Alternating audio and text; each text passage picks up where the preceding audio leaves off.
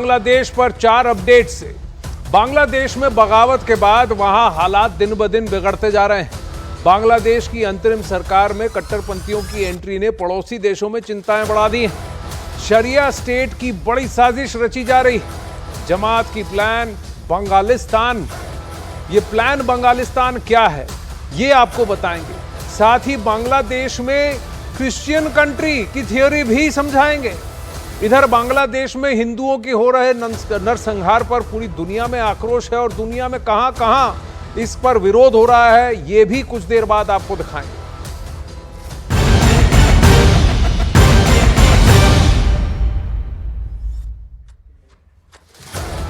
दोस्तों, बांग्लादेश में जो हो रहा है और जो दिख रहा है उसके पीछे का खेल उससे कहीं बड़ा है। बांग्लादेश में टुकड़े टुकड़े प्लान पर 2 ताकतें काम कर रही हैं। 2 अलग अलग ताकतें जो विपरीत हैं एक दूसरे से और एक दूसरे से भिड़ती आ रही हैं युगों से, ये अब काम करती हुई वहां नजर आ रही है। और ये खेल बहुत बड़े स्तर पर खेला जा रहा है। जमीन पर दिख रहा है कि हिंदुओं पर हमले हो रहे हैं, लेकिन ये हमले उस बड़े खेल का एक बहुत छोटा सा हिस्सा है। बांग्लादेश की सरकार में शामिल कट्टरपंथियों की जमात भारत के कई राज्यों को मिलाकर एक शरिया स्टेट बनाने की खतरनाक साजिश रच रहे हैं।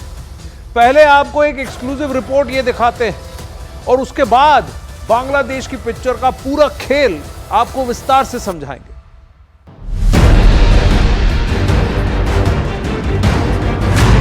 बांग्लादेश के कट्टरपंथी जमात का प्लान बांग्लादेश क्या है?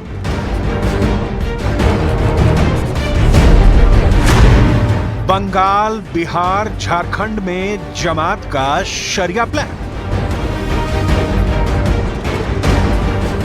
एक जमी हुई सरकार को उखाड़ फेंकने के बाद बांग्लादेश के कट्टरपंथी संगठन जमाते इस्लामी की साजिश अब सीमा लांघकर पड़ोसी देश में पैर पसार रही है। खुफिया एजेंसियों को अब बांग्लादेश से ऐसे इनपुट मिले हैं जिसके बाद भारत के कई राज्यों में नया खतरा मंडरा रहा है। सूत्रों के मुताबिक बांग्लादेश के कट्टरपंथी संगठन जमाते इस्लामी बांग्लादेश और हिफाजते इस्लाम ने एक नई साजिश का ब्लूप्रिंट तैयार किया है। साजिश के तहत पश्चिम बंगाल, झारखंड, बिहार और म्यांमार में शरिया कानून लागू करने की प्लानिंग की जा रही है।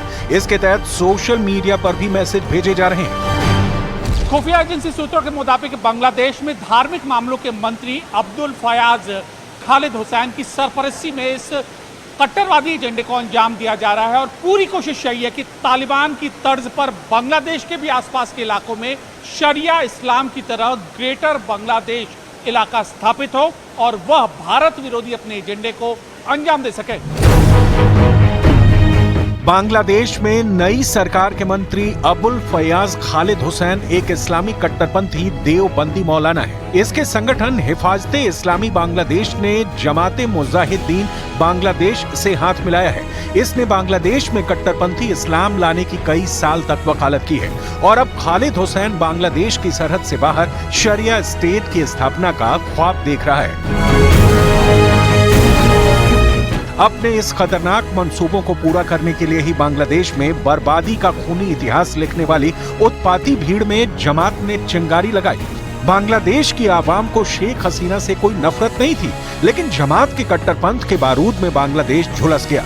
ये चिंगारी का खेल था जिसे भड़काया गया और अब बांग्लादेश में अपना मकसद पूरा होते ही इन कट्टरपंथियों की नजर सीमा पार तक पहुंच गई है।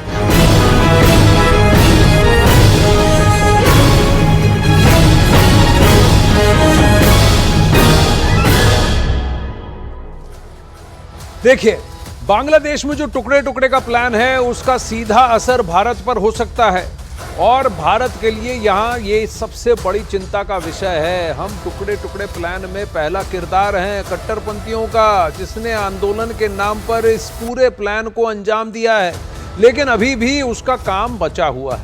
इसलिए वो अब क्या कर रहे हैं, वो बांग्लादेश के बाकी बचे इंस्टीट्यूशंस को खत्म कर देंगे, इसी में वो लगे हुए हैं।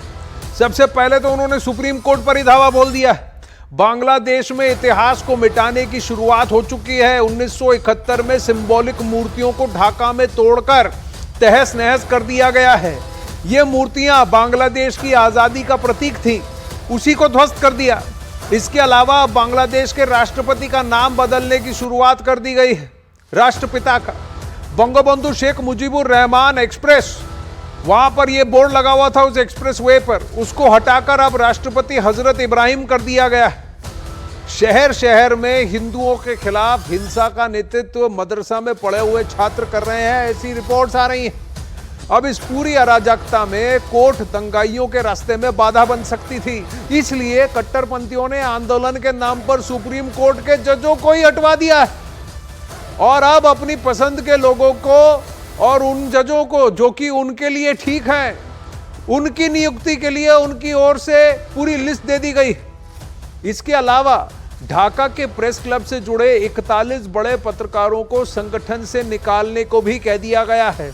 मतलब जुडिशरी, प्रेस और इतिहास, हिस्ट्री, सब कुछ कट्टरपंथी बदलकर एक नए सिरे से बांग्लादेश को डे जीरो की तरह आज की तरफ देख रहे हैं। वहीं बांग्लादेश की एक नई पहचान बनाने की ये कोशिश में लग चुके हैं। पूरी तरह से इतिहास को मिटाने का काम। ये मान लीजिए कि जिस दिन शेख हसीना को भगाया तो 71 से लेकर अब तक का जितना भी था सब कुछ इतिहास बदलकर एक नए नैरेटिव की शुरुआत करना चाहते हैं, जो कि बहुत ही ज्यादा कट्टरपंथी नैरेटिव है। वहीं बांग्लादेश की पूर्व प्रधानमंत्री शेख हसीना का अपनी सरकार के पतन के बाद पहली बार एक कथित बयान सामने आया, जिसमें उन्होंने अपने देश में गृह युद्ध जैसे हालात पैदा करने के लिए अमेरिका को जिम्मेदार ठहराया। इस कथित संदेश में हसीना ने आरोप लगाया है कि अमेरिका को सेंट मार्टिन द्वीप नहीं सौंपने के कारण उन्हें सत्ता से बेदखल होना पड़ा। अब इस दावे का सच क्या है, इसकी पूरी रिपोर्ट पहले आपको दिखाते हैं और फिर इसकी इनसाइड स्टोरी भी आपको बताएंगे।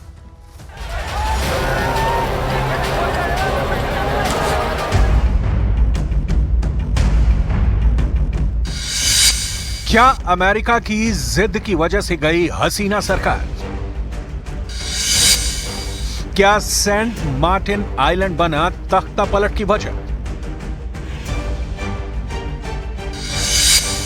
क्या बंगाल की खाड़ी पर कब्जे की लड़ाई में झुलसा बांग्लादेश?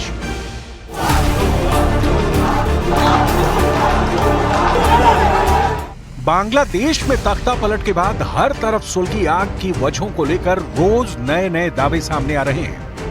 अब बांग्लादेश की पूर्व प्रधानमंत्री शेख हसीना के संदेश का एक ऑडियो वायरल हो रहा है, जिसमें तख्ता पलट के पीछे अमेरिका का हाथ होने की बात कही जा रही है। वायरल ऑडियो में हसीना की तरफ से यह दावा किया गया है कि उन्हें सत्ता से हटाने में और देश के भीतर अशांति फैलाने में अमेरिका का हाथ है। अमेरिका ने ही बांग्लादेश की कट्टरपंथी ताकतों के साथ मिलकर साजिश रची। अगर उन्होंने अमेरिका के सामने सेंट मार्टिन द्वीप की संप्रभुता छोड़ने की पेशकश की होती तो वो आराम से सरकार चलाते। हालांकि शेख हसीना के इस कथित स्टेटमेंट पर भी सवाल उठ रहे हैं। शेख हसीना के बेटे सजीब वाजेद ने साफ कहा है कि उनकी मां शेख हसीना के नाम पर प्रचारित किए जा रहे स्टेटमेंट फर्जी और मनगढ़ंत हैं। देश छोड़ते समय या देश छोड़ने के बाद से अब तक कोई स्टेटमेंट जारी नहीं किया गया है। शेख हसीना के इस वायरल ऑडियो के सामने आने के बाद से लोगों के मन में सेंट मार्टिन आइलैंड को लेकर भी सवाल उठने लगे हैं कि अमेरिका को इस आइलैंड की ऐसी क्या जरूरत पड़ गई कि उसने इसके लिए बांग्लादेश में तख्ता पलट जैसा कदम उठा लिया। बंगाल की खाड़ी के उत्तर पूर्व में 3 वर्ग किलोमीटर का आइलैंड है Saint Martin.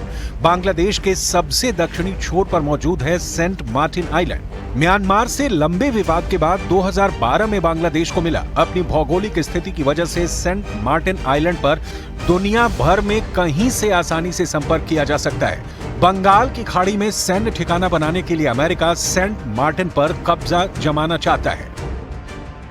Saint Martin island पर कब्जे को लेकर आई इस खबर को हिंद महासागर क्षेत्र में अमेरिका और चीन के बीच प्रभाव बढ़ाने की कोशिश के तौर पर भी देखा जा रहा है। अगर शेख हसीना का बयान वाकई सही है और उनके इस दावे में जरा भी सच्चाई है तो बांग्लादेश की अंतरिम सरकार के लिए भी सेंट मार्टिन एक बड़ा सवाल बनने जा रहा है।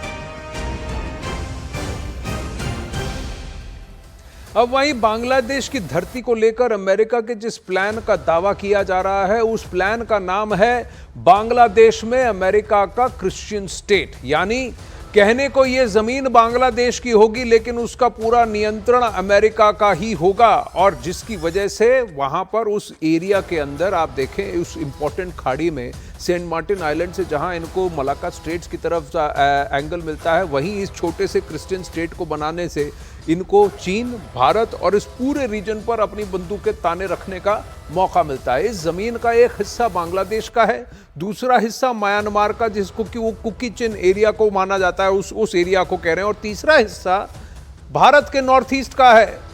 भारत और म्यांमार की सीमाएं जिस जगह बांग्लादेश के पास आकर मिलती हैं और एक ट्रायंगुलर जंक्शन बनता है, इसी हिस्से को मिलाकर दावा यह किया जा रहा है कि यहां अमेरिका एक क्रिश्चियन स्टेट बनाना चाहता है। इन तीन देशों में म्यांमार का कुकी चिन इलाका आता है, बांग्लादेश का चट्टोग्राम या चिटगांव आता है और भारत के मिजोरम का इलाका आता है। शेख हसीना को आशंका थी कि धार्मिक आधार पर अमेरिका यहां क्रिश्चियन स्टेट बना सकता है, क्योंकि कुकी चिन विद्रोही ईसाई विद्रोहियों की मदद कर रहे हैं और वहीं उन्हें बढ़ावा देने के लिए म्यांमार सेना के साथ लड़ाई भी चल रही है। म्यांमार का कुकी चिन प्रांत, बांग्लादेश का चट्टोगांव पहाड़ी इलाका और भारत का मिजोरम इस देश की बॉर्डर लाइन हो सकती है, ऐसा कहा जा रहा है। 10 लाख से ज्यादा चिन म्यांमार में रहते हैं, 10 लाख मिजोरम में रहते हैं, 5 लाख कुकी मणिपुर में रहते हैं और 10,000 कुकी बांग्लादेश में रहते हैं। यह पूरा ब्रेकडाउन। अब इस क्रिश्चियन स्टेट के अलावा एक सेंट मार्टिन आइलैंड का भी जिक्र आपने इन दिनों सुना होगा। अब इस सेंट मार्टिन द्वीप का माजरा भी जरा विस्तार से समझ लेते हैं। यह द्वीप मौजूद है बंगाल की खाड़ी के उत्तर पश्चिम में और इसका नाम है सेंट मार्टिन आइलैंड। बांग्लादेश का यह इकलौता कोरल रीफ द्वीप है। इसी द्वीप को लेकर दावा यह किया जा रहा है कि यहां अमेरिका अपना नेवल बेस बनाना चाहता है। 3 स्क्वायर किलोमीटर द्वीप, 3 वर्ग किलोमीटर में फैला हुआ आइलैंड है। छोटा है, बहुत बड़ा नहीं है, लेकिन इसकी पोजीशनिंग बहुत सामरिक रूप से, स्ट्रेटेजिक रूप से बहुत इंपॉर्टेंट है। रणनीतिक रूप से भी इसको बहुत अहम माना जाता है, क्योंकि इस द्वीप से चीन की एक्टिविटी पर नजर रखी जा सकती है। इसके अलावा यहां से भारत और म्यांमार पर भी निगरानी रखी जा सकती है।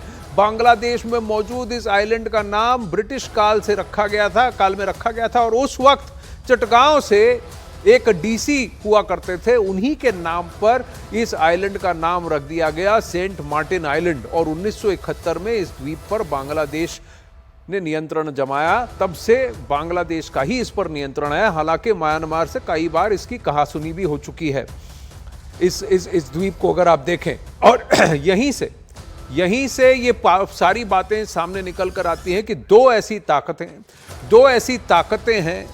एक हार्डकोर इस्लामिस्ट रेडिकल फंडामेंटल जो एक वहां शरिया बंगालिस्तान बनाना चाहता है, और दूसरा जो अमेरिकन वेस्ट से मिला हुआ एक जो सामरिक नीति से वहां पर एक क्रिश्चियन स्टेट जमाना चाहता है, जिससे कि इस पूरे सब कॉन्टिनेंट पर वो अपनी बंदूकें ताने रखे और यहां पर अपना वर्चस्व बनाए। राजा